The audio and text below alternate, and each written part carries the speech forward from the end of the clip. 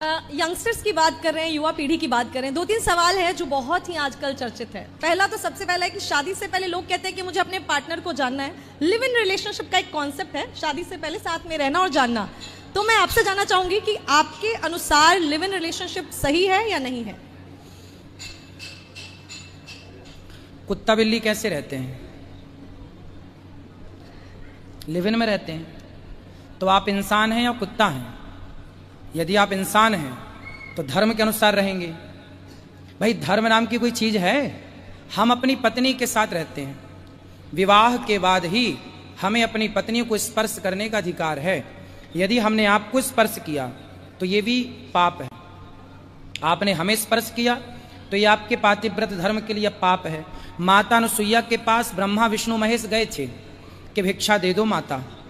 माता अनुसुईया ने कहा ले लो भिक्षा। बोले नहीं, ऐसे भिक्षा नहीं लेंगे, आप पहले अपने सारे कपड़े उतारो, आप निर्वस्त्र हो जाइए, फिर आप हमें भिक्षा दीजिए। तो माता अनुसुईया ने कहा कि यदि मेरे निर्वस्त्र शरीर को कोई पर पुरुष देखेगा तो मेरा तो पातिव्रत धर्म नष्ट हो जाएगा। तो उन्होंने अंदर से जल लिया अपने पति के कमंडल से और हाथ में लेकर बोला कि हे ईश्वर, यदि मैं पतिव्रता हूं तो ये तीनों ब्रह्मा विष्णु महेश बालक बन जाएं। जल छोड़ते ही ब्रह्मा विष्णु महेश बालक बन गए। फिर गोद में लेकर अपना दूध पिलाया माता अनुसुईया ने ब्रह्मा विष्णु महेश को। ये मर्यादा है, ये धर्म है कि हम पत्नी हैं तो हम पर पुरुष का स्पर्श ना करें। करें तो पिता के भाव से, भाई के भाव से और पुत्र के भाव से। कुछ हम पुरुष हैं तो हम पराई स्त्री का स्पर्श करें तो माँ के, आप मेरी बहन हो सकती हैं, मैं आपको बहन के रूप में स्पर्श कर सकता हूँ, लेकिन आपको माँ के रूप में स्पर्श कर सकता हूँ, आपको बेटी के रूप में स्पर्श कर सकता हूँ, आपके सिर पे हाथ रख सकता हूँ, लेकिन आपको किसी और गलत भावना गलत दृष्टि से देखना ये मेरा पाप होगा।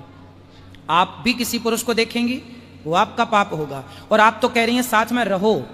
कुछ लोग तो कहते हैं पहले बच्चा पैदा कर लो बाद में शादी करना। आजकल ये भी चलन है, इसीलिए ये सवाल, क्योंकि जनता के सवाल होते हैं, इसीलिए मैंने पूछा। बहुत सारे लोग पूछते हैं। देखो ये जानवर वाला कल्चर है, हम इंसान मनुष्य हैं हम, और मनुष्य के अंदर क्या होना चाहिए? धर्म। धर्म के हिसाब से रिश्ते होते हैं। ये जो आप कह रहे हैं लिव इन में रहना, ये कुत्ता बिल्लियों का कल्चर है। आजकल इंसान रहा कहाँ? जानवर तो हो गया। अब जो आप बातें कर रहे हैं जिसका समर्थक ये बच्चे करेंगे वो जानवर बुद्धि वाले हैं, और उन जानवरों से फिर हम क्या बात करें? आप बताइए। जो इसको सपोर्ट करता हो उनसे क्या बात करें? बात करने का भी एक लेवल होता है, किस व्यक्ति से बात करें।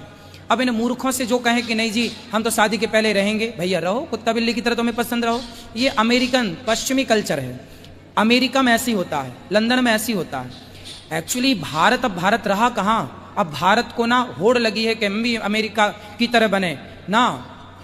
भारत कभी अमेरिका नहीं बन सकता। अमेरिका और भारत में जमीन आसमान का अंतर है। अमेरिका के वहाँ ग्रीन कार्ड होता है, जैसे हमारे यहाँ आधार कार्ड होता है, ऐसे वहाँ का ग्रीन कार्ड होता है। उस ग्रीन कार्ड में वहाँ की माता का नाम तो है, हमारे यहाँ आधार कार्ड में आपके पिता का भी नाम होता है ना, माता का, पिता का, लेकिन वहाँ अमेरिका लंदन के जो वहाँ का आधार कार्ड है, वहाँ का सरकारी, उसमें बाप का नाम नहीं होता। आपको पता है ये बात? नहीं, वहाँ बाप का नाम नहीं होता। क्यों? क्योंकि बाप कन्फर्म ही नहीं उन लोगों का। शादी 18 साल की लड़की होती है, फरार हो जाती है अपने घर से, 2 महीने इसके साथ, 2 महीने इसके साथ, 2 महीने इसके साथ, ऐसे वो लड़कों के साथ गुजारती है, कमाती खाती। आज लड़का इसको बदला, इसको बदला, इसको बदला, इसको बदला। अब ऐसे में वो प्रेग्नेंट हो गई, पता ही नहीं चला कि किसका बच्चा है। इसलिए वहां आधार कार्ड में बाप का नाम है ही नहीं, सरकारी रिकॉर्ड में। इसलिए तो कहा डार्विन ने कि हम बंदर की संतान है, क्योंकि उनके बापों का पता ही नहीं, तो वो कहेंगे बंदर हैं। हम तो ऋषियों की संतान है ना, हम तो ऋषियों की संतान है, इसलिए हम थोड़ी कह सकते हैं कि हम बंदरों की संतान है। भाई तुम्हारे बाप का पता नहीं, हमारे यहाँ तो बाप दादा परदादा सबका पता है। तो अब वो अमेरिकी कल्चर आप अपनाएंगे तो आप कितने बुद्धिमान बनेंगे? महाराज जी, जो भटक गए हैं, जो हमारे यहाँ के भटक गए हैं, जो इस तरीके के कल्चर में जाना चाहते हैं, जिनको पसंद है, उन यंगस्टर्स के लिए, यूथ के लिए क्या कहना चाहेंगे आप? भटक गए हो तो सही राह पर आ जाओ, है ना। सुबह का भूला शाम को वापस सजाए तो उसे भूला कहाँ कहते हैं? आ जाओ। गलत तो गलत होता है, आप सिर पटक लो। नीम को कितनी भी शहद लगा के उसकी घिसाई करो या उसकी जड़ में शहद डालो, मीठी कभी नहीं हो सकती। आपके गलत आचरण कितना भी आप सफाई दो, पर गलत आचरण सही नहीं हो सकता। गलत गलत ही रहेगा। इसलिए गलत को सुधारने का एक ही उपाय है कि सॉरी बोल दो कि हमने गलती कर ली है, और उस गलत राह को छोड़कर हमेशा के लिए सही राह पर आ जाओ। इसी से आपका, आपके धर्म का, आपके परिवार का भला है। आप जब सुव्यवस्थित रूप से विवाह करते हैं, हमारे माता पिता विवाह कराते हैं, मंडप गढ़ता है, हल्दी चढ़ती है, तेल चढ़ता है, विधि विधान से पंडित जी आते हैं, मंत्र पढ़ते हैं। विवाह एक यज्ञ है। विवाह क्या है? यज्ञ है। यज्ञ है। इसलिए शादी के बाद पति पत्नी आहुति डालते हैं, फिर उसी यज्ञ मंडप, वो जो हवन कुंड होता है उसकी परिक्रमा लगाई जाती है, जिसे कहते हैं फेरे, है ना। तो पहले हवन, यज्ञ, फिर फेरे। उस हवन कुंड के फेरे करके फिर माना जाता, शास्त्र साक्षी होते हैं। कौन?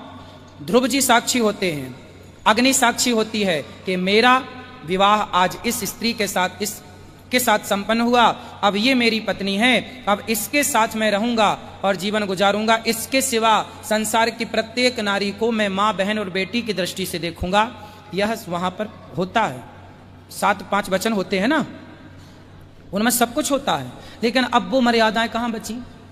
भाई यज्ञ जब आप करेंगे, दशरथ जी ने पहले पुत्रेष्टि यज्ञ किया, फिर राम जैसा पुत्र पाया।